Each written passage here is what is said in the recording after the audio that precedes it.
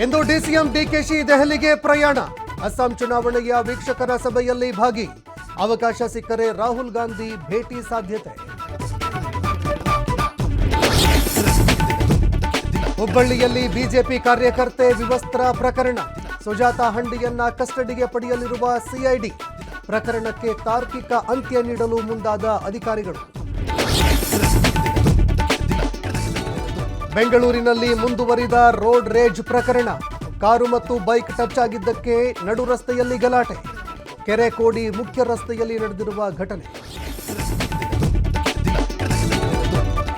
ಮುಂಬೈ ಮಹಾನಗರ ಪಾಲಿಕೆ ಚುನಾವಣೆ. ಮೊದಲ ಬಾರಿಗೆ ಉದ್ಧವ್ ಠಾಕ್ರೆ ಬಣಕ್ಕೆ ಸೋಲು ಸಾಧ್ಯತೆ. ಕೆಲವೇ ಕ್ಷಣಗಳಲ್ಲಿ ಮತ ಎಣಿಕೆ ಕಾರ್ಯ ಆರಂಭ.